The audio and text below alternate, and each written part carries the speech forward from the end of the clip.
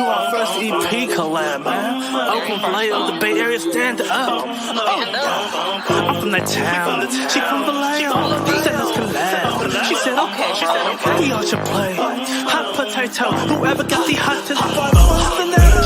Challenges lifted. It's me, I'm the best. Like creative players on hundreds, no less. The lines in your forehead just told me you stressed it. Got G-O-D on me side. Ooh, he blessed me. All the lies they tell it's a vaccine. They're acting it's so bad like it's wrestling. Keep my circle so small it's insane. If you made the cut then you're part of my team. Just like blowing that plank plus strikes don't gutter. Attracted to the mind but I like mine's hooder. She gotta have a pretty face too.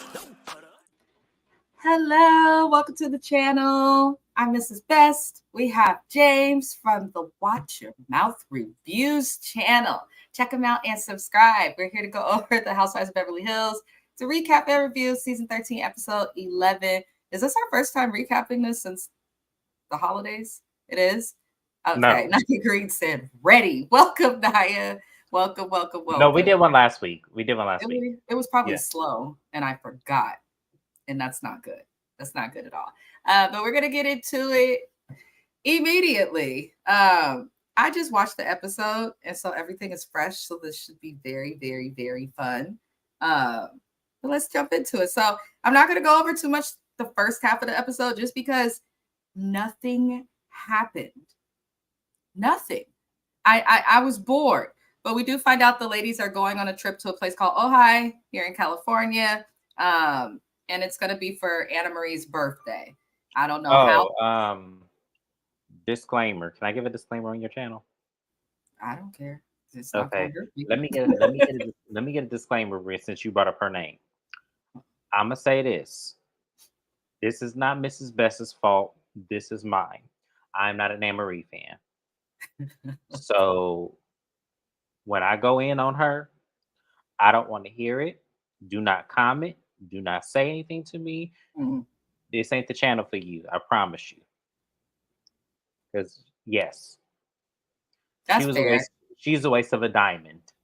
She is more than a waste of that. She's a waste of a medical worker of any sort. That too. But we'll get to that. CNAs and janitors with more sense, but. It's true. Look, we can't deny it. We are on the same page with Anna Marie. You definitely are Anna Marie, whatever the fuck her name is. We are on the same page.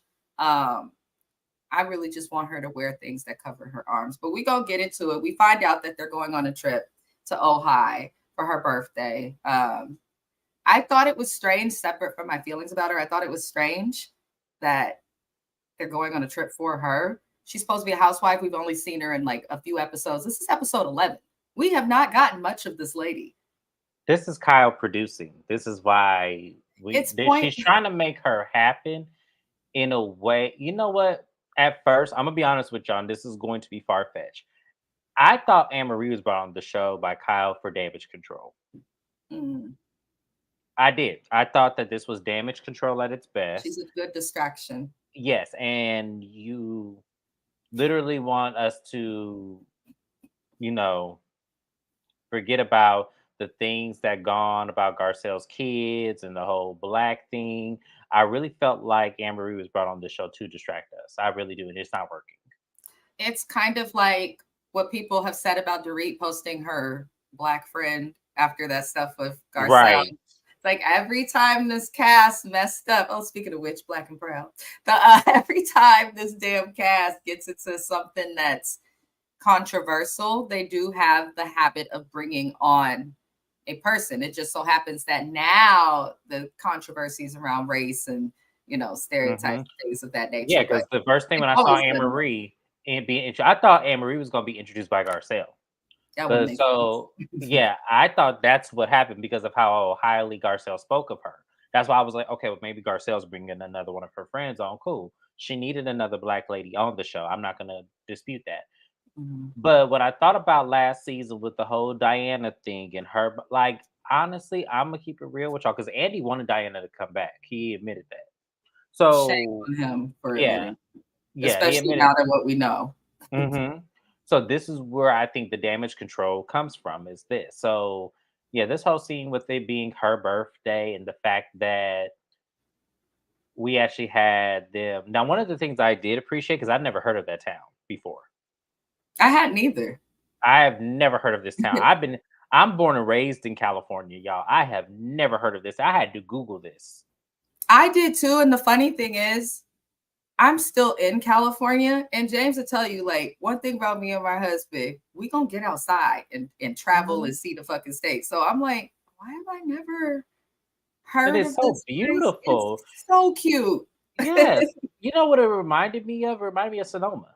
That's what it reminded me of. It looked like Sonoma. It did. It did. That's why I was like, okay, are they in Sonoma? I'll tell you, I had to Google the hell out of this, y'all. I'm telling you, this shocked the hell out of me. Now I want to go because I need to see this town. It was cute. This town about. It was very cute there. Ben and I had the same traffic as Sonoma. You know, I work in Sonoma. Fucking 37, that 1-lane highway. Hate that shit. And that fuck shit happens up there? Yes.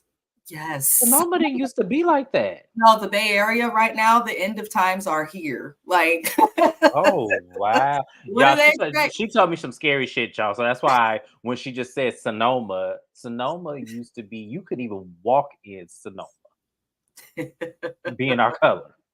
There used to be a time you could not do that without you getting looked up and down and all kinds of. I'm telling y'all. No, the Bay Area is getting wow. all the price changes. Y'all, I'm scared to come because I got to come home soon, everywhere. And I'm like, oh god. Naya, she said yes, it did. The great views. It was a cute scene. It was. Getting back into it because I got entirely sidetracked. The ladies' wine test. They wine taste, and the wine they had, the white wine that the guy said is like Hawaii in a bottle. I am determined to find that wine because that sounds like my type of wine.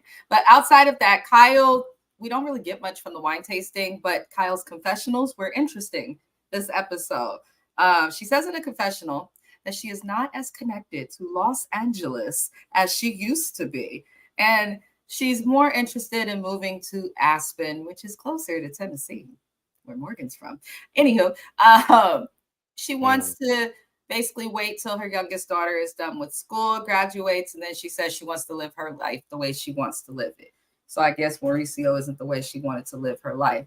If now that the kids is gone, she done with him. But we can't even really discuss too much because when you tell people so little, you make us not care. And I almost feel like Kyle, through this process, I do think her and Mauricio have problems. I do think they really are separated.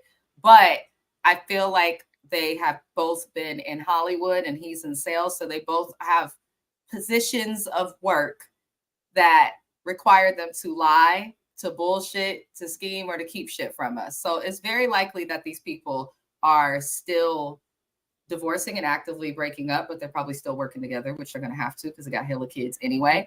I agree, says, I can appreciate the middle life crisis that Kyle is going through. Even she deserves peace. I agree. Kyle was a little more down to earth this episode, just a little bit, but I think that I think it's going to be easy for people to kind of feel sorry for her because she's given them just a little bit of what they want, which is some type of truth. And no, not you, but I'm just saying people. Yeah. Like, people as a whole are I feel like everybody, let me kind of be clear because I'm not a hater. I feel like everybody in this world deserves peace. However, you cannot wreak havoc on people's lives, including your family, and think you deserve the almighty serenade. You do not. No, I'm sorry. I don't see it for Kyle. I never seen it for Kyle since season 1. I reference this every time. What happened in the back of that limo with her and her sister, I will never see it for her again. I don't care what she do. Kyle could give birth to a damn donkey right in front of me, and I still wouldn't have the ounce of sympathy for her. Yeah, my thing with Kyle is I don't like when people plot and scheme. If you're going through it, go through it. Like just admit it. Go through it and then do something to resolve it if that's what you want to do or don't. But I don't like the game she's playing on TV right now with her whole little situation. But we did see the ladies play a game, which was good because everybody got along. Sutton licked Kyle's toe. Listen, I'm a goofy person. I don't like feet though. I don't really like my own feet being touched. Ain't nobody putting toes. Yes, I don't know what the fuck that was about, but I don't cut it out. Okay. Dorit did an orgasm that sounded just like she is, which is a disappointment. And it looked like everyone pretty much got along. And then the next question comes and it gets a little more, things get a little deeper. So the next question specifically, I had to write it down because I thought it was an odd question to slip in there. And I was like, oh, okay, Kyle, all right. You want to talk about it, so you're just going to put questions here. So the question was, when is it okay for husbands to communicate with other women on social media? Before we get into it, that question was not in them deck of cards. Listen, if you have to answer the question though, when is it okay for a husband to communicate with women on social media? Like, the ladies, I don't even think whoever wrote the question worded it correctly, in my biggest opinion. Because it was not in that deck of cards. I keep telling you, Kyle made that shit up because she went through Mauricio's phone, allegedly. I'm gonna say allegedly because I know she like to play. Kyle allegedly went through that phone, saw all them booty models and stuff that he probably be followed, like, and commented on, and got mad and was trying to passive aggressively throw him under the bus in this scene. We're not falling for this, Kyle. We know you. Let me tell you something. Kyle has intentions upon intentions. That's how she has worked this entire time. I want her to post on, I challenge her, post that question on that card on social media and prove that that was a part of that deck of cards. And I'll shut my mouth. Here's the thing. Separate from whether it's a part of it or not, no one on the cast knows or cares for Anna Marie except for Kyle. So I just assume her trip, her cards, her questions, because like James has said, Kyle from day one, she's very, very calculated in everything that she does. So I think that's the best way to explain it. But the answer, Kyle says, is not okay. And then she adds on to that. She says it's also not okay to be liking the pictures of other people, following people. She says she don't like it and that she's argued with Mo about it. All right. So when I was younger, because I've been with my band since I was 16. Yeah, because I turned 17 dating him. Anywho, I've been with my dude a while, and he's a few years older than me, but social media for us wasn't as big a deal. We just had MySpace, and then like after like the early 2010s technology. So we kind of adapted with it.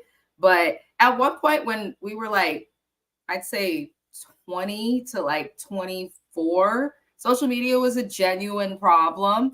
But now that we're older, still together, done some counseling or a lot of counseling, we kind of see that like people mature and they change. I feel like people who are older, and you can look at just other Housewives franchises with older people to look at that, they're not putting social media in their relationship in like the same like category and of importance. I'm sorry. I know I'm getting at a whole generation of people, but the younger generation, like they are into that shit. They grew up with that shit. They know that shit. So I don't think it's a big damn deal if your spouse is on social media and they're talking to other people of the opposite sex. Is how they do so. Now, if they're liking a picture of, like, if I like a picture of James or something, or he likes a picture of me, it's like, okay, you're friends. That's friendly, or a coworker. That shouldn't be an issue. But if I'm going and liking pictures of James with his shirt off and him holding weights and talking about how fabulous he is while holding fraternity row with the glowing light on his shining ab and rib, then like, then that's different. Obviously, she inferenced that Mauricio's looking at pictures on social media. You know what? And I'm going to answer the question too, since you did it out of bravery. I actually don't care. I actually don't care. Like that does not bother me whatsoever. That does not bother me. It's social media. It's social media. It's not real. Yeah, it's not real. So I'm not going to care. You could show me. I could read comments. I'm probably will agree with you. I'm just one of those people. Now, hindsight is 2020. It is a difference if we're in public and you're talking to somebody or you're engaging in flirtatious behavior, then I may have a problem with it. That's different. Now, if we're talking about that, then that's two different things. But social media, no, I'm not going to trip off that. I'm not going to trip on that. Kyle and Mauricio have been together literally damn near since before the internet was like an actual thing. So it's odd to me that social media for this couple, one that's been, what is it, 26 years or some shit, that social media is the thing to break you. And I think that's good that you brought up if I see them doing something in person, because I think that she probably seen him doing something in person or caught him with something on his phone that's not related to social media. And I think that's what's making her pay attention to the social media now. But like I said, I just don't believe the storyline. I just don't. I don't believe this storyline. I believe, darling, you and millions of others. no, I just believe that they have been separate but equal for a long time. I do. I feel like since season 10 and to now, I feel like this has been nothing but them playing in our faces, acting like they're so in love. I don't believe it. I didn't believe it then. I don't believe it now. Well, something to support what you believe is what happens next. When Emery gets her birthday cake, after that, Kyle randomly asks, "Who here would date a woman?" And it's just like Dorit and everyone in their confessionals is like, "This is why there's rumors about you and Morgan Wade." I'm not even going to give Kyle the energy that she is literally thirsting for with it. It's obvious that you would date a woman. And I think Garcelle's confessional was funny. She said Kyle was against it years ago, and they rolled the clip back and they showed it. And now suddenly she's okay with it. I just thought it was hella funny when Garcelle said, "Something is different. Something's changed." And I think a country song is in the middle of that. I said, Garcelle, I wish that you would, like, the confessionals you give, I wish that she would give that in person. Me too. Like, because it's kind of a waste. Like, they don't see it. They just see these confessionals. And it's like, what do we do with this if you're not? Because if it was me sitting at that table with, because I'd probably be sitting next to Sutton, I would look at Kyle over there and be like, "Kyle, what you doing? What are you talking about? What's the problem? Why did you ask that?" And then her and Dorit pretending to scissor each other at the end. I just, it didn't feel real. And that was I literally wrote that in my note. Whole scene felt staged due to Kyle's behavior and how her behavior and confessionals matched. It's just, I think it's time for Kyle to go, because people are either not going to believe her or they're tired of her if they do. So, like, just please. I don't know why Bravo keeps her. We get Halloween movies maybe once a year. Like, that's all she's good for. What acting has she done other than that in the Prairie Show? Anywho, the last question was strange, and they stuck there. It was to stick your tongue in the mouth of whoever's to the left of you. Who wrote these questions post-COVID? I want to know. I don't want anyone's tongue in my mouth. Dorit was she was panting for the attention from Kyle. She's desperate for it. She's definitely desperate. She just, I don't know if she wasn't hugged enough when she was a little girl. I don't know if she was treated like Cinderella, maybe. I don't know what happened with Dorit, but her desperation to be liked, loved, and sought out for attention under is really just so displeasing as somebody who's watching it. We're going to get into a therapy session, I know, but it was kind of like, okay, what is going? Yeah, I don't want Kyle or Dorit on the show anymore. Get rid of one of them. I'll take one gone over the other. But we need some type of upward movement of these bitches being gone. But I'm gonna move on from that because it was just weird and it wasn't really much to discuss. But we did see Garcelle and her spoiled ass kids. That's just what I'm calling them now. And I'm just gonna say this: her sons, based on who their daddy is and how Garcelle is, they're spoiled because they have the things they want and still have the audacity to tell them they needed more parenting. They have egos about them, but I'm sure that with their daddy and who their mama is, they'll be successful. I will say this, though I like Garcelle a lot on this franchise, I want more from her. She's reading in her confessionals and not in person. And then I'm kind of tired of seeing her kids. Why don't you go back to try and go on a date? I don't care to see you have. It's not that I don't care. Yeah, and I kind of agree with that too. I want her to live like her single life, like overall. But Nia Green said it. I was just about to say that them boys made me feel away too. It was kind of like not the one that got the black girlfriend. It's the other little boy, the one who ain't got no girlfriend. Oh, he's gonna be pretentious as fuck. He worries me. I don't know why I looked at him and he worries me. It's the things he says and his energy towards Garcelle. It's I very don't negative. know. I don't know what that's about, and it could be, he's probably taught by the father not to like black women, whatever. Who cares?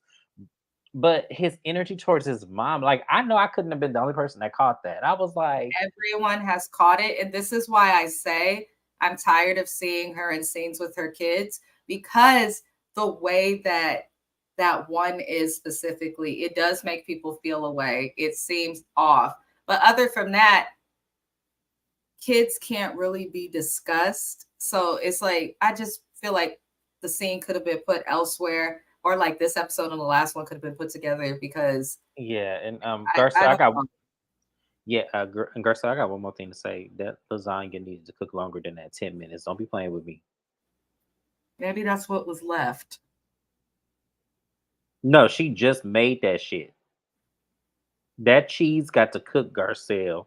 That you Maybe gonna she kill them can't kids. cook. Maybe that's why every time she cooks, they go grab something else. We Cause only that really one, see yeah, them eat that when little boy went they got him a go bowl of out. cereal because and the other one was ready for the lasagna. But I'm like, Garcelle, that lasagna got to cook, baby. Don't do that no more. You embarrassing us. You know we don't cook no lasagna for no 10 goddamn minutes after we Garcelle, done put this shit together. cook some Haitian food. Do that. I don't know what she need to cook, but don't do that again. Now they could have edited it. She maybe cooked it for 30. Maybe she did. But that scared me when she said that. I was like, He uh, ate cereal in her yeah, he face. did because I was like, say 10 minutes, you just put that shit in that oven. I know damn well that lasagna is not gonna be done no damn 10 minutes. You still saw the cheese when she opened the oven. You still saw the cheese didn't even melt or nothing. That's why I was like, oh, I know she playing with us. I never understand why. I know the traditional way to make lasagna, but I never understand why people don't include like fresh vegetables of some sort. They just like cheese, meat, cheese, meat. No, we'll see what A different lot of the vegetable people you. I know, when they have lasagna, it's literally noodle, meat, cheese. And what Well, they see, say, I have to do cheese. kind of I have to cheese. do vegan cheese. I can't do cheese at all because I'm lactose intolerant. I Ricotta am too. I'm or still eating yeah, cheese. no, I can't do that, baby. I'm sorry. Now, what I I will definitely, do, the last time I made lasagna, I did put spinach in it. I've heard of that. Yeah, and like yeah, when you put the meat on top of the spinach, it melts really well. So that's why I was like, okay, I'll do that from now on. But yeah, that scared me. Garcelle, don't do that no more. Don't cook that lasagna right and stop playing with us. Okay, Lord. continue. But we're going to move on from that, because it was, I wouldn't, they're 15. They don't want to talk about sex on camera with their Oh, I forgot that mom. happened. Yeah, I'm not going over. Yeah, Garcelle, that's a conversation for their dad. Like, I feel like it coming from you, they can't take you serious, and and then also you need to be talking to that little boy again, the one with the girlfriend. The fact that he want her to spend the night and all that shit. I'm like, what the fuck? No, I think the way her sons are, I think the best thing she could do, they said they want to leave and they can't wait. So when they do, don't give them a fucking dollar. Let them go. Don't give them shit. You want to go? Go. Go get it. Go. That's how my family was. They'll let you stay in the house, but they be like, you got to work or go to school. If you don't like it, My mom pushed me out. She said, "You got to go." you could go. My That's mom, it. my mom said, "You got to go." Lord. She said if they want sleepovers, we're going to talk about it. They act a fool. They could be embarrassed a little bit. They can. They definitely can. They do act a fool. The way they talk to her is just like, and for people wondering, like, listen, in African American community, I know James will agree with me here. You can't talk. I couldn't talk to my mom or my dad Not at or that age, no. the way that No, not they at that age. No, talk my to mom ourselves. literally would have popped me in my mouth Right. right In in the front back of the of the camera. head. Right? No, Right. my mom would literally I'd have caught my mama left-handed. I'd have caught a fist right to my face if I talked to my mama the way that little boy talked Yay, to shout out to Lefty. Shout out to my mom. you. I'm Yeah, Lefty too. my mom would have knocked the hell out of me. She wouldn't have cared about them cameras. She wouldn't have cared about going to jail. Yep. It's different now that I'm grown. Me and her talk all the time because we're friends. Yes, but at But 15, at 15, okay, no, I there's was still absolutely getting no my way. ass handed to me in the grocery store. My mama was like that. She would whoop us in the grocery store. And Mine anybody who did too. said My mom put me something, right up at she'd be Safeway, right like, over there you on go buy Foothill. these diapers, you go pay for her hair, then shut the fuck up and be glad I'm disciplined. I'd be like, oh I my God, wanted a cap it is gun when I off. was 4 years old. My mama wouldn't buy me one. And she had one of the purses where the clips clipped off. She turned that shit into a belt and whooped my ass right there at Safeway, right over there on Foothill in Listen, Hayward. Where I worked at, actually. Yeah. Mothers are innovative. I agree. Says it was heard of in my world. Definitely would have been pop. Listen, Garcelle, sis. Remember your roots, sis. Okay. Remember that time when you told us that story where your daddy chased you in the car because he saw some little boy up in it? You need to be like that. Just saying. Yeah, just saying. Lord. Anywho, moving it along, we see. We keep having to comment on therapy sessions? Can y'all stop going to therapy on TV? Like all of y'all, everybody. I'm addressed. Was that a therapy session? No, listen, we'll get into that. But I'm just saying what's meant to be counseling and therapy sessions.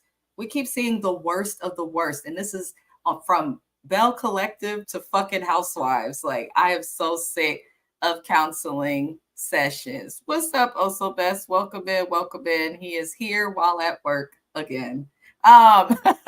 Lord Jesus. Anywho, Doris and Paul Kemsley, they have a therapy session. And before the therapy session can even begin, it's a struggle to let the bitch in the house. They can't let the damn therapist in the house. Therapist is sitting there all poised. I'm here to fix the mind of some shit. You know, looking around. If people have money, I'm going to get my $300 an hour. And PK, along the way to the door, is hungry. Why is this man always hungry? Doris is so focused on being long-winded and in everyone's business and avoiding events with too many Black people that she's forgetting to feed her man, because this man is always hungry and she's getting mad at him. They open the door to the therapist arguing. It was the Hot Mess Express. And I'm like, maybe she can't cook and she got that beautiful kitchen. Why is it always people got beautiful ass kitchens that don't know how to cook? Give me a kitchen that right. beautiful. I would love that kitchen. When I tell y'all, I would cook every day if I had a kitchen like that. Are you kidding me? Would too. I really would. I hate my kitchen now, by the way. I'm saying that seriously, that like her chef stove, girl. When I tell you, I would have 7 to 8 pots on that stove just cooking away. I mean, like, but damn, she doesn't use the kitchen. We've never seen Doris do more in her kitchen than like charcuterie, wine, tea. The only, but I don't see much from her. And honestly, the bitch from Connecticut, ain't nobody heard about no good chicken coming from Connecticut. I'm just saying. You feel me? You ain't heard that. James is like, no, but it's true. When have you heard of good food from Connecticut? And do not count what you see on the Food Network where someone has applied and then Guy Fieri or one of his homeboys comes up and then they're on TV. We ain't heard of no delicacies from Connecticut. So, you know, Doris cannot not hilarious. I'm just saying, Doris, it don't take nothing for you to make some goddamn hamburger helper or some shit. It don't take much. You just brown you some meat. Throw that shit up in there and stop playing with people because you know that man hungry. No, you said they're Hollywood. They don't eat. No, you guys, people in California, we eat. We eat. No, Hollywood people eat too. I'm not gonna tell all their secrets. They just take some shit after they eat. That's all I'm gonna say. But they eat, trust me. Hollywood Hollywood food is on a whole nother level. Like LA food is great. Any place. What I will say is one of the best Roscoe's. Y'all know I love Roscoe's, but one of the best Roscoe's is in Hollywood. It's very good. One of the best Japanese restaurants, Katana's, is. We have one in the Bay, but it's not the same. It's not the same as it is in Hollywood. When I tell you, I love going there and don't even give me chin. Okay, let me shut up. The thing is, me and James like to eat. Mm-hmm. We also like to cook. And it's probably good we live across the country from each other because we would probably always be eating and cooking. And I don't think. Oh, yeah. Her and I, imagine us living together. We'd be 700 pounds. We would. The amount of food we ate in Arizona was like life-changing. Right. It was life-changing. I'll never eat Mexican food there again. But other than that. Yeah, never do that again. I tried to tell her ass. She don't listen. I was drunk. She don't listen, y'all. I tried to tell her Mexican food in Arizona is terrible. I listened, but no, you didn't. Limited listening. I said Chinese food and Mexican food is the worst food you can get in Arizona. She didn't want to listen to me. That's why her ass was mad when she ate that whatever you had. Was it a burrito? I don't remember. I was pretty drunk, but I remember it was nasty. I don't even remember what I had. I remember being thrown in the back of your car. Yes. And Crystal crying over some man, but I don't remember much else. Oh, that's because we had to leave the club. She was crying over that man that was singing karaoke that night. It was y'all. It was 2:00 in the morning. I closed for the close. She over talking about she want to go home with this man. And we was like, "Griffin, get your ass in this damn car. Come on." I can't. Because I was the only one that didn't drink. So it felt like high school all over again. It did. Because I'm like, girl, if you don't bring your, she's gonna go home with that man too. Let me shut up. Because she married. She married now. Let me stop. But she sure was gonna go home with that boy. If I didn't tell her to get her ass in that car, she would have went home with that boy. But anyways, Crystal, that she's the example of a person who did not give up on love, and it has worked out. Shut up, also best. I was anywho, I love you, James. Moving it along. We see this bullshit ass counseling session, which was a disaster from the start. Doris and PK talked to the therapist, and let me just therapist that didn't talk back, by the way. The therapist, it seemed like they knew her, and the way that they were talking to her, it just seemed like they knew her or something. They knew that damn lady. That's one of Doris's little friends that she go shopping. We're going with it. You're not supposed to counsel your friends or your family or those a part of your APA, American Psychological Board of Association. Where y'all at? Round that bitch up, because you're not supposed to counsel your friends and stuff. I don't get it. Anyhow. Yes, because first of all, PK had a beer. You're not supposed to drink through your counsel sessions. Let's start there. Yes. Also, the lady didn't say but one damn sentence while she was sitting there watching them two do whatever the fuck they were doing. And I'm sitting here looking like, oh, lady, at any point, what's the advice? And the one time you opened up your mouth was to say, oh, PK was right. He was, but I mean, he was, but at the end of the day, I didn't like her tone about it. It was like she was almost like, it was like male centered. It was like, oh yeah, he's the man, he's right. And it was like, no, even though he was right though, Doris does a lot. She does a lot. She does a lot. But I'm just saying that lady sat up there all of 5 minutes, didn't say a fucking word, and let them hang out and got paid. Listen, usually it's me going off about the therapist. James said I cannot hold this in. I couldn't because I was like, what the hell are you sitting up there? And her outfit was cute. That was the only thing I was looking at when she was sitting there. The therapist was dressed. Yeah, her outfit was real cute. I was like, okay, is you gonna say something at some point? Is this, I mean, what's going on here, Dr. whatever the fuck her name was? What's going on here? Naya said that scene was so orchestrated. It was. I agree. Dorit, just nothing Doris does is real, from the accent to the robbery, allegedly. Nothing just seems real. But she claims the reason she wanted the session is because she feels that PK does not understand her PTSD and how big it is for her and how big it impacts her. And let me just summarize it and I'll give my opinion. PK feels that Doris basically said, fuck his feelings, which she basically did. And, about him not being there after the robbery. But here's the thing. Y'all in debt. It's public. Like the IRS has come for them. The state of California has come after them. The state of California Franchise Tax Board does not play. I owe them a couple $100 and they have been sending me shit constantly. And I paid them. So, I'm looking at these two, like when you have debt and you're in international business and whatever the fuck PK does, he's going to have to travel to be away from you. I'm not going to complain to my spouse or my man about, oh, you're not there for me, as he's providing the fucking, and paying off debt and doing what he's supposed to do financially.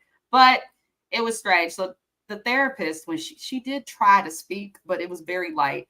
And all she does is repeat what Dorit has said, but in a tone that PK can hear it, because I'm fucking convinced that PK just gets annoyed with her and has learned to tune her out and then misses shit. And then she gets mad about it. And then it becomes this fucking merry-go-round of shit. But PK says he understands Dorit's feelings, but he feels as though it is not all related to PTSD. This man said out his mouth, she's just She's just obnoxious. She's just obnoxious. Mhm. And he says, and when he explains it in the confessional, I felt like it came out better. He was like, when he first met her, she was, you know, a normal girl from Connecticut. Now she's high maintenance with an accent that he probably doesn't understand either. The kids don't have any accent. So I don't know where the fuck her shit is coming from. But Naya's saying basically what PK said. He's sick of Dorit's drama. He's tired of the extraness. Yeah, that's he seemed annoyed for a long time, but it just seems PK can also be just as messy. The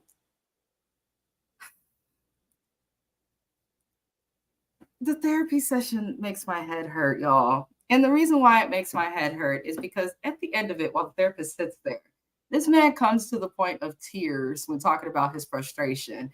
And then he comes to the point of tears, and then she changes her accent again. Oh, Bubba, why? He just told you why, Doris. He just literally told you why. So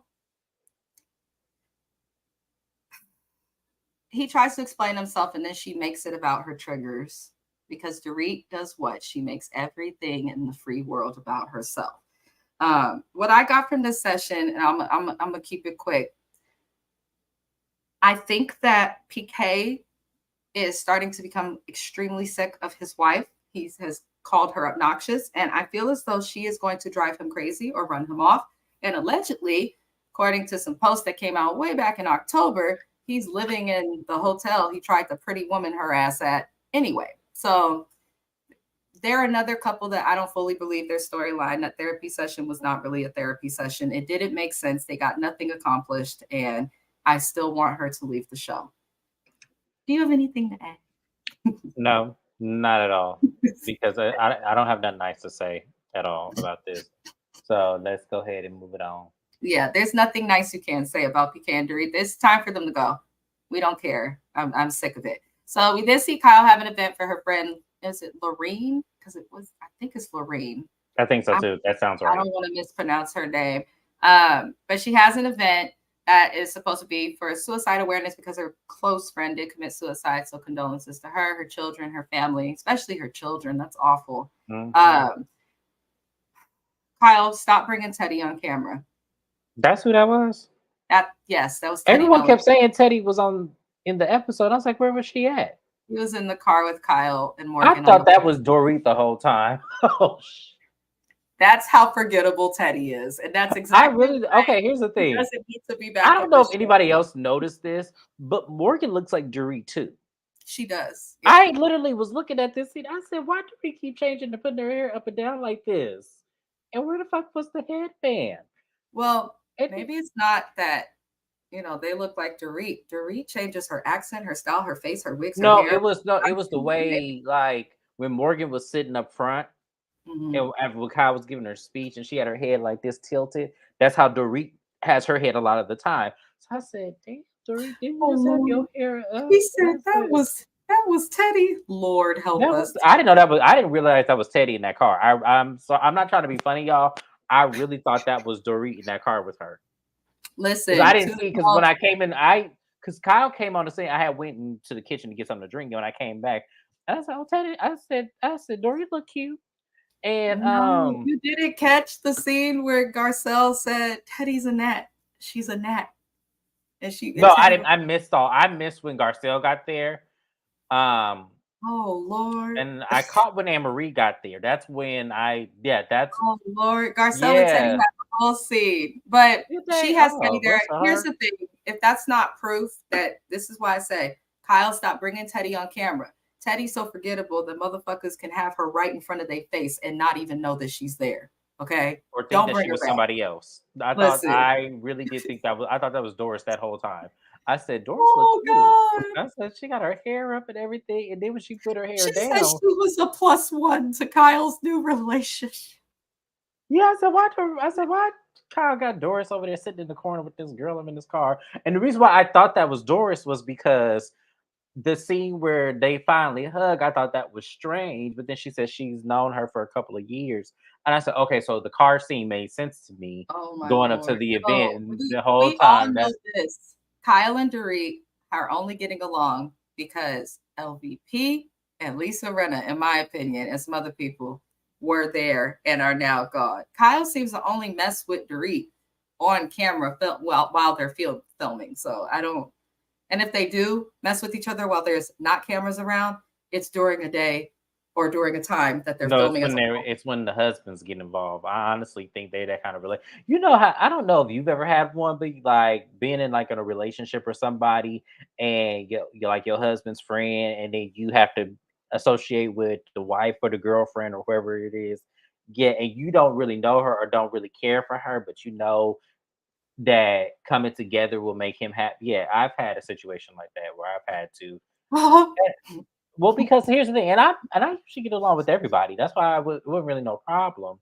But there was one time I was in a relationship with this girl, and she was a twin, and she literally her sister and her boyfriend. He was an asshole to say the very least, like a complete asshole. But he really liked me, which was really like crazy because I really wasn't like I was okay with him, but I really wasn't trying to fool with him. But you know how the relationship between the siblings are important, so you try to do your best. That's what Kyle and Doris give me. Like they bonded over the fact that their husbands are friends. So yeah. I have should have had known that. it wasn't Doris due to the silence from that side of the car. I should have, and I didn't put two and two together. And I did not put two and two together. I really thought that was Doris sitting in that car. You couldn't have told me different. I don't know what Teddy looks like because I don't like her. So I don't know what she looks like on like a day-to-day basis or event basis. Like I literally just said Mrs. Best an interview with Mary Cosby, and I didn't realize that was Teddy giving the interview.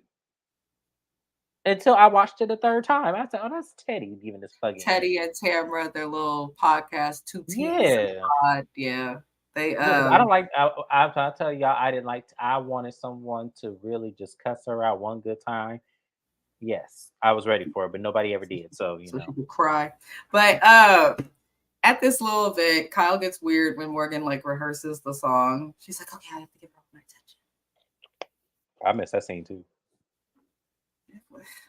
Morgan sang while rehearsing at the event, and Kyle literally stopped the conversation what she was doing. She stopped the earth if she could, and then was like, and she's like, "Oh, these lyrics and all this, I don't know." It was a mess. But all the ladies arrive at this event, which is supposed to be an event close to Kyle's heart because it's her best friend since the second grade, who unfortunately committed suicide. Mauricio was not there though. He said, "Fuck it, I got to work. I'm not stopping my bag for you or this lady," and that's interesting because. When my best friend Tone died, I had a friend Antonio. He died like a year and a half, almost 2 years ago now. My husband was prepared to drop everything to support me. I don't do funerals and stuff, but this is what I had to do. He came with me there, drove me there, very supportive. So it's very strange. And at the time, I think he was getting on my last fucking nerve too. But he still dropped everything. Still dropped everything to support me. Right. So it's very strange that you wouldn't do that. Like, God forbid if someone close to James or any of my friends was to pass away, I'd drop everything and hop on a flight just to be near him in case he needed me. That's what you do when someone you care about loses someone that they care about, you know? So it's very strange that Mauricio wasn't there. Also, that said, RIP to Tone. Absolutely, absolutely. We love you. We think about you often. And your children look just like you, which is comforting but odd, if that makes sense. Anywho, back into it. So the weird ass scene with the crying or not the crying, but Kyle looking like she's gonna cry over this lady's simple ass country voice occurs. There's no Mauricio. All the ladies arrive and everything was okay. I'm not gonna go over each and every little interaction and who came. I'm not going over outfits. This ain't no reunion, but Anna Marie, Crystal, and Garcelle are chatting and they're catching up. And then Anna Marie out of nowhere, literally out of the fucking blue, right? Let's see. Nia Green actually left a comment that I feel is important enough to go backwards to. She said he had to have known Kyle's friend as well. That's telling that he didn't show. Because we saw Kyle's daughters towards the end of this crying. All of them. And the thing about it is Kyle also said that, 2 days before the friend died, she said that make sure you always honor your marriage. So absolutely, she knew, and that's why I said it was She fucked knew up for him him. not to show up. I don't care what state of mind y'all marriage is in. You still could have shown up for her. Especially, he's not just a realtor. He owns his company, so he could have delegated whatever he Absolutely. had to do with his business to someone else. Because I'm pretty sure for his Absolutely. business to have grown to the level it is, it's not just him. So Yeah. he could have been there for his wife. Mhm. But Anna Marie comes with the bullshit in her scary arms. She looked like What's the no? She looked like what's the dude that used to do Tybo? What's the dude that used to do Tybo? What was his name? Billy Blanks, wasn't it? That's exactly that looked like she Billy Blanks with a damn wig on. That's exactly what she looked like to me. Is this why your husband said you were 8 because you could out bench press him? Something's happening. Listen, ain't nothing wrong with being strong and being a woman, but you got to know what to wear when you are. Well, here's the thing: a certain way. Her neck ain't but an inch from her shoulders, so I don't need her to wear.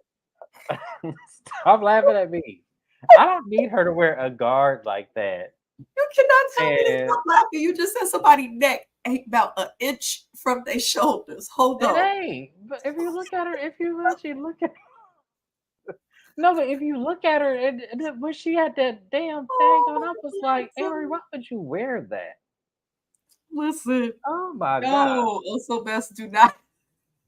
No, she got a neck. I said she got a neck, but it ain't but an inch from her shoulders. Which Stop saying that, James. That means she don't have a neck. That's why she got one, y'all. We need to get a ruler and show everyone how small an inch is. No, we know how small an inch is. It was a joke. What? Y'all stop it. And the comments are acting a fool. Bruh, she swole. Shit. Hell, she look like she could lift a Volvo. I ain't finna mess with that lady. She looked like herself against my being small one. Okay, for real. But moving along, Anna Marie they're talking and just catching up on the events and all the stuff that's going on. They're literally having a harmless conversation. And here goes Anna Marie. She says, you guys are close with Sutton. I want to bring this up. She says that Sutton and her small esophagus is driving her crazy. Anna Marie, why is someone else's throat driving you crazy? And Anne Marie, why on your birthday did you not bring that up when she was sitting right next to you? If it was driving you crazy. If it was driving you that crazy. It didn't make sense, but I appreciate Garcelle. That's how you defend your friend. Garcelle immediately said, why do you care? Right. Like, what does this got to do with you? Why? Yeah. Why do you give a flying fuck about this lady's health issues? Why? You're not even someone who can schedule appointments or work with the same patient constantly. They literally only see you when they're going under. That's it. And you hand a little notebook to the anesthesiologist or you log what he tell you to log. That's it. The emojis. She showed it. Garcelle said, I'm gonna run tell that. I'm gonna run tell that because that's exactly what you're supposed to do, especially if somebody's cool, with you. But basically, Garcelle asked her why she cares, and then Anne Marie basically says because she's in healthcare. We have seen Dr. Tiffany Moon, who's on Housewives of Miami. We've seen some other famous doctors who are not even a part of Bravo. We've seen in comments just, fans who watch the show who are doctors and nurses and nurse anesthetists and all of that. I didn't know you had to get board certified to do that. Could swear that was for other things. But okay, Anna Marie, if you're in healthcare, you should have a firm understanding of HIPAA. If you're in any form of healthcare, whether you're a janitor, a CNA, or whatever, you should have an understanding of HIPAA. People who are not in healthcare and go to the doctor have a general understanding of HIPAA. If you take that small general understanding of HIPAA, because HIPAA is a document over 700 pages long, but if you take the general understanding of HIPAA, that patients, doctors, nurses, nurse anesthetists, hospital staff, medical staff, whatever the fuck, you take all of the information that is shared that we know, it tells you that this woman, if she's in healthcare, should not be questioning somebody on a health issue, especially as the person that works in healthcare. Now, if this was Kyle or Doris's dumbass, or you know what I'm saying, or Sutton questioning somebody, or Erica Jane. That'd be different. These are just regular people inferencing off a little shit they know. But as someone trained in healthcare, trained to understand HIPAA, I had to take a whole fucking class just on HIPAA and billing and coding. Like, people don't understand. And I actually interned at a law office that represented HIPAA. And when I tell you, okay, I hate I have to say this, but technically there is a guideline that she did not violate. There probably is. There There's a probably guideline. is. That's why I can't say she But violated it's HIPAA. California. It's California of an active medical assisting license still. She can't, because she's not a patient technically at her hospital. She can. That's one. There's three. But that's one of them. Separate from the legalities, as someone who works in healthcare, you think of those people to be people. Well, no, she should definitely proceed with caution. No, she should. She shouldn't have brought that up. Yeah. Like, ethically, she's wrong. Legally, yes, absolutely. If there was something that was wrong, obviously they would suspend her license, investigate her. No, that's not Bravo happening. Couldn't have aired that if she was wrong. That's why I say Bravo couldn't have aired it, because technically, if they aired it, and she can turn around and sue them. So that's why I was like, yeah. The other doctors that are speaking out, some of them from California, are explaining that she's wrong about the disorder. She absolutely is. She's spreading false information. Yeah. As a medical professional, because even when you're not working with a person, even when you're not their doctor, they still want to have some type of trust and see that you conduct yourself in a better way. And Anne Marie is if she wanted to be a doctor, I don't know if she will be no more. But well, here's the thing. This is what I'm gonna say about Anne Marie and then her trying to question the diagnosis of another practice. I'm going to say this. I feel like it's irresponsible of you, absolutely, to continue to bring this up, because you don't understand when you are taught in 7 of the science classes that you have to take to become your actual study, that there's always an exception to every rule. So even if you've never even heard of that disorder having that type of effect, you know that there's always an exception to every rule based on the human anatomy and also her DNA. So you don't know her family's bloodline or history. So you cannot make that assumption. She also said, which annoyed me, that she did her research, searched her medical books and all of this. Let me explain something to y'all. When she told on herself, you asked everybody except a damn doctor. You asked the anesthesiologist. Yes, anesthesiologists are doctors, but they are doctors of anesthesiology, which is the study of putting people to sleep medically, basically medically killing somebody for a little bit, then bringing them back.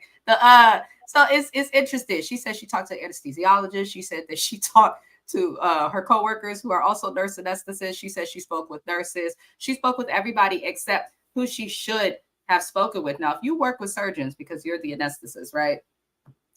Why didn't you wait to see an ENT doctor, a gastro doctor, the people, cardiovascular surgeons? I had one do my surgery and I had a stomach issue. Like, there's so many people that I'm sure she could have seen to just ask a quick question, but no one that she asked was a doctor. Probably because they ain't talking to her ass unless they want her to. No, it's because probably she knew she couldn't come up to a doctor with this bullshit, because they're gonna say, "Why do you care?" Yeah. If they're really like, "Why? What does this have to do?" Because let me tell you, most doctors that I know are not going to waste their time on trying to diagnose a situation that they have no history. They don't know. They'll ask you. Yeah, they'll ask you. Yes, exactly. And trust me, y'all, this was my study. I know the reason why I did not become a doctor was because I don't have the bandwidth to go to college that long. I just don't. I will become a doctor, but it's not going to be that kind of doctor. It's going to be a doctor that just has a doctorate of something. I knew a plumber that had a doctorate, so that's how I know it's not that hard to get. Depending on what you get it in, shit. Well, his actually was in the same thing I want to get. His actually was English and general education because he wanted to be a teacher. Oh, okay. That's not. Yeah. But the problem was when he did his first day as a teacher and the kids was acting up, he said, "Fuck it." The other thing he knew how to do was fix shit because his father was a plumber, so he just. He got to the kids. Can you imagine? You know what's funny? My original major when I enrolled in college was education. I wanted to be a guidance counselor, and then COVID happened, and at the time I was staying in Stockton. Those from California, if you know, you know. Them kids, I couldn't find hope for the future, and I didn't want to be a part of trying to be a change. So I said, I'd have been in jail my first day. I already know. Listen, I said, let me get them when they grown and they trying to fix them. Because when I tell you I'd have turned into Joe Clark real quick, I ain't gonna play with y'all kids. Oh yeah, I did substitute teaching in San Jose for like 6 months. I couldn't even do that. Do that. So I walked out. I walked on the job. Yeah. I literally said, they're like, can you at least wait? I said, fuck them kids. Got in my Toyota and left. The true story. I said, oh no. When the kids, when the little boys start making their little boy-like jokes, and at the time I was 25 and fine, I said, oh no, I'm gone. I can't do it. Raggedy ass kids. Anywho, through the conversation with Anne-Marie, she then says that basically Sutton should have an eating disorder because it restricts the throat. This is the most ignorant thing she could have said. People with eating disorders do not always throw up. That is bulimia nervosa. There's also anorexia. There are other forms of it. I've had treatment for an eating disorder in high school, pulled me from school, hella shit. So I'm familiar with that. People who are anorexic, it's not even always starving themselves. Sometimes they'll eat and take laxatives, which will not hurt your throat so that they can shit it out. It's not just one way. It's one of those things where, like James said, you have to understand that there's always an exception. And eating disorders is a very, very good example of that. But for her to inference that Sutton has an eating disorder because of whatever the fuck without, and why, and even if she did, what does that prove? And I think that's the point that a lot of people are annoyed with Anne-Marie on. And we were annoyed with Crystal too in this scene. Yes. Nia Green brought it up as well. Yeah. Crystal, we get you don't like confrontation. We get you might stand up for something next week. We saw the little snippet, but that wasn't the moment. This was the moment to put her in her place. That was an ignorant comment that you made, and then she doubled down and lied and said she didn't say that. Yeah, Crystal repeats what she heard Anne-Marie say, and then Anne-Marie, as James says, doubles down, says, "No, I didn't say that." And the producers, the editors, whoop, instantly. Why is she here? You are, and I'm gonna tell you, Anne-Marie, you are a disappointment. You are a disappointment to us, viewing audience that begged Bravo to bring another black lady on this show with all these white women for Garcelle, and you sit up here and you do this ignorant shit where we cannot defend you in it. We can't even say, oh my gosh, she just had a moment for TV because you did it more than one time. And you slightly embarrassed the medical community because they're all up. Right, exactly. And then doctors already get a bad rep as it is, not watching what they say and saying things that are on their mind that is irresponsible. Hello, Dr. Jackie. So it's like, I'm not going to sit up here with you, lady, on this TV show and watch you make a complete fool and ass of yourself. You can just go ahead and not come back next season.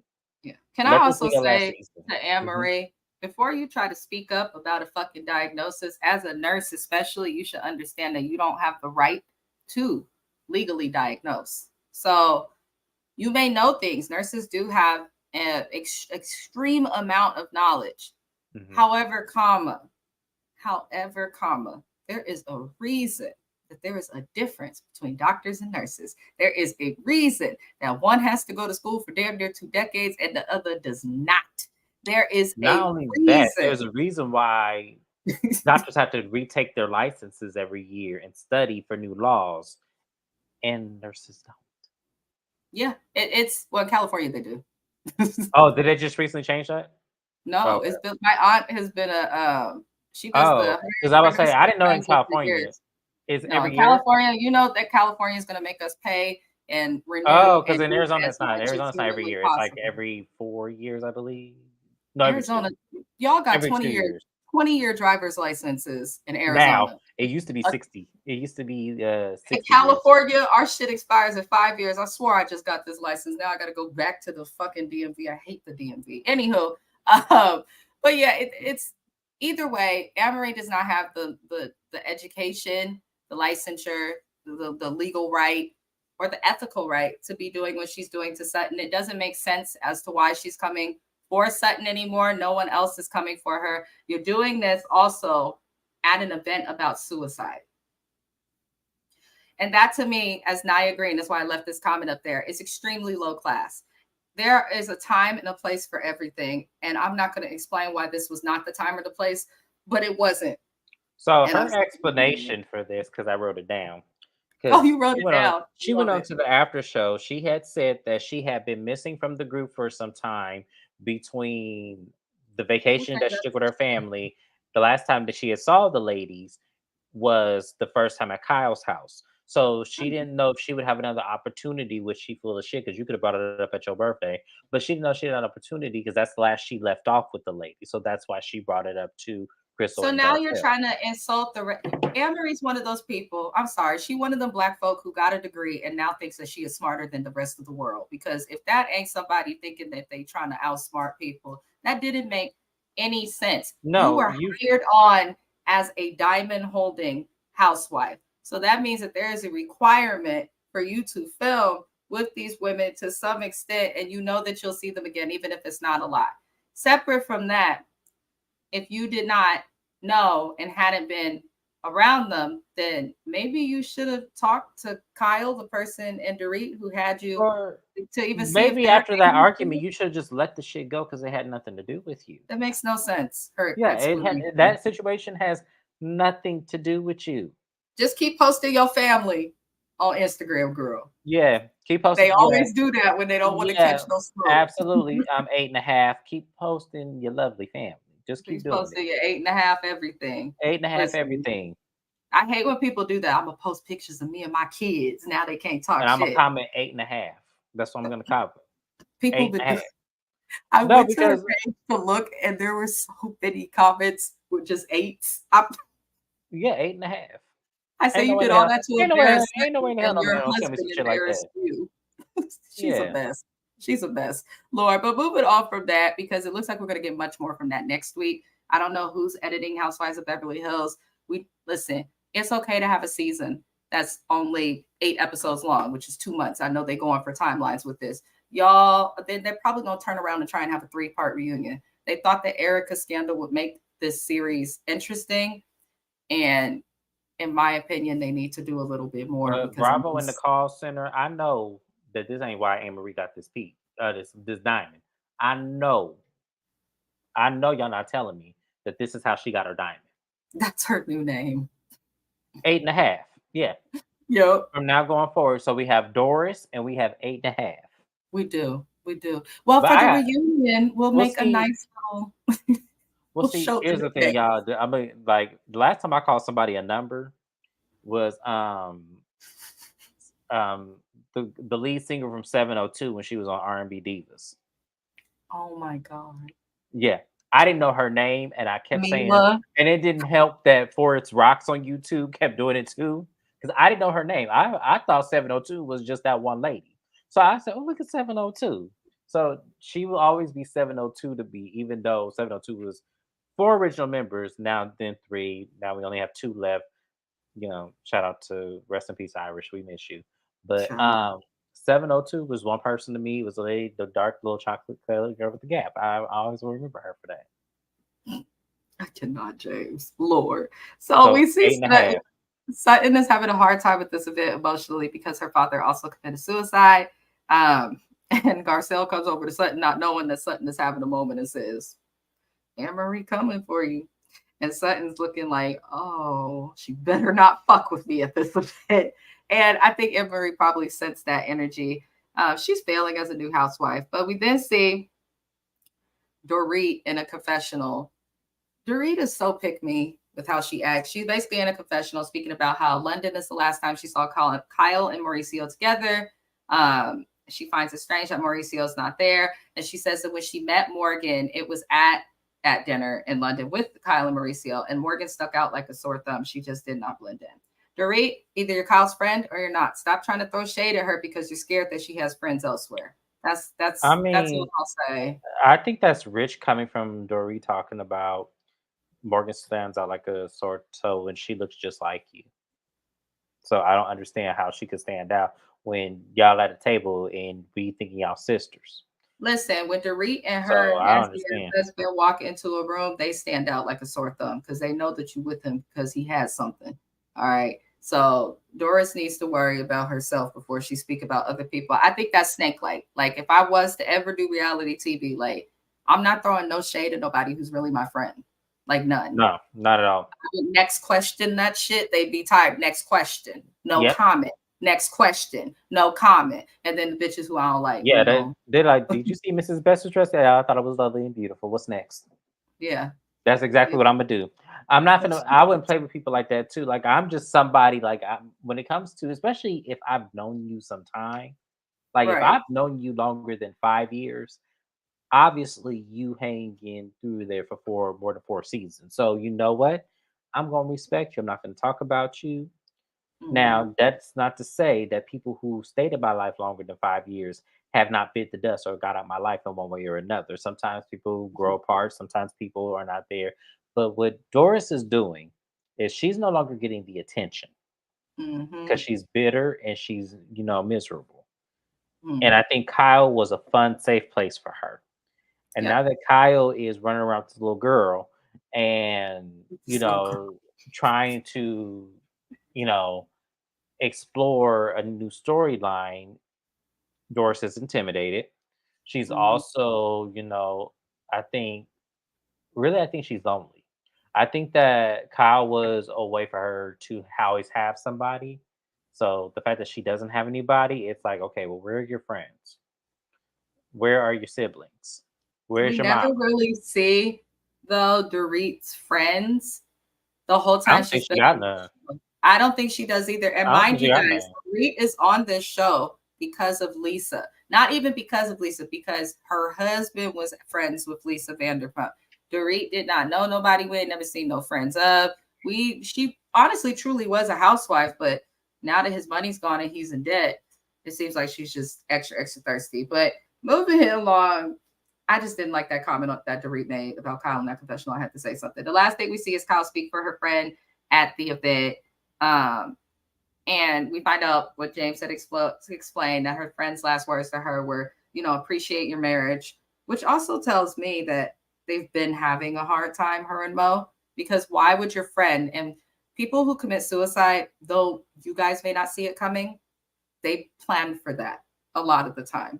Some people do just do it unexpectedly, but a lot of them, even if they do it on a day they weren't planning to, it's something they've thought about and that they feel in their heart of hearts they need to do. So that lady telling her that kind of that's just a strange thing. If I know I'm going, something's gonna happen to me or something, I give an I love you or, you know, I'll always be there or something. I can't say I am not currently suicidal. I have been there and hospitalized for it, but I am past that, thank Yeah. God. Yeah. Yeah. What's funny is that, because I also share with her I was as well. And for many years, it was probably from the time I was 19 up until 28.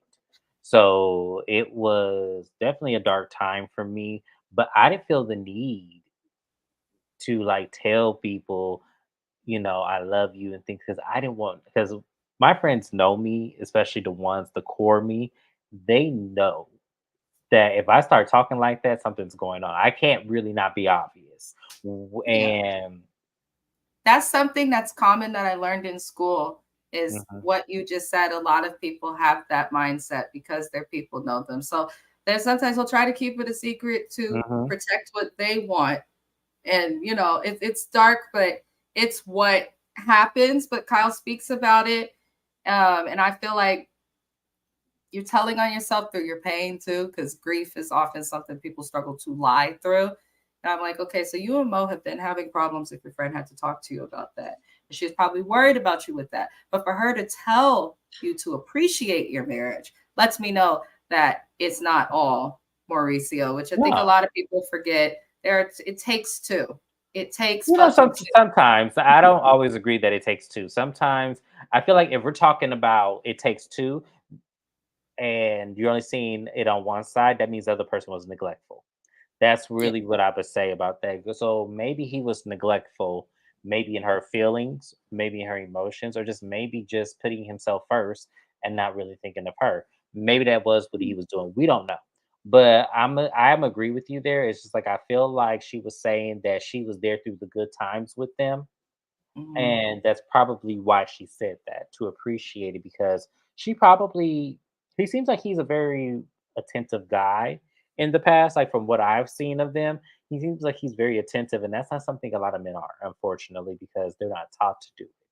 A lot of men are not taught to be attentive because I think Mauricio cares for Kyle, and like you said, he's attentive. But Mhm. from what I've noticed over the years, I've been said for years, I don't think their marriage will last because the longer she's on TV, the more attention she gets. It But seems to me. I think, as I said, it's neglectful because of her pretension. Yeah, I said she's pretentious. Mhm. And some men think that's cute. I know a man who thinks that's cute. I do. But It's cute for a sometimes little bit. it's cute for a little bit and then it starts to fade and get ugly.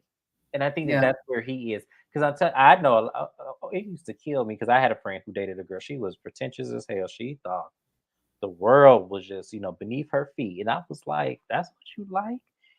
He goes, yeah. I said delusions of grandeur. Okay, I got it.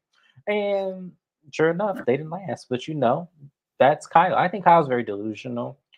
And I think that over time, they can salvage this. I don't think that they're at a point of no return. I I don't don't think think they're going to not. I don't think they're headed for divorce. I feel like Kyle needs to just, if I'm being entirely honest, I think the issue with Kyle's sisters, the issue that Kyle has with some of her friendships is similar to the issue with her husband. I think she just needs to like look at herself and be more self-reflect. accountable. Yeah, more accountable and self-aware. And I think if she does that, her marriage would be fine. If it's just based on what we see, because it could be motive. We don't know happening, and I don't want to take that from her. But based on what we see, I think if she does that, her marriage Well, would be but I fine. think, here's the thing. I challenge her. If it's Mo, show it. You Yeah, show because everything else. until then, I'm not giving. Yeah, you show everything else. Why not show that? Show the Listen, DM. Show the I show the called text message. James the other week, like, I don't know if I can deal with this nigga no more. Like, be honest with what you go through, because people who are married gonna understand it's up and down. It is. It's up and Sometimes down. it should not be constant, but there's gonna be times where you There's struggle. gonna be there's gonna be challenges and bumps in the road and everything like that. But we'll see. Anywho, but that's pretty much all that happened for this episode. It was a bunch of nothing. Hopefully next week is better. We will see more with Anne Marie and Crystal, but I have a feeling that's going to be like a scene, not much. And I have a feeling we'll know where it goes based on how Crystal behaves. So we'll see what happens. Anywho's, we will have a 90-day The Single Life recap to happen in 3 hours. Other than that, I appreciate everybody for watching and hope you all have a good night. Adios.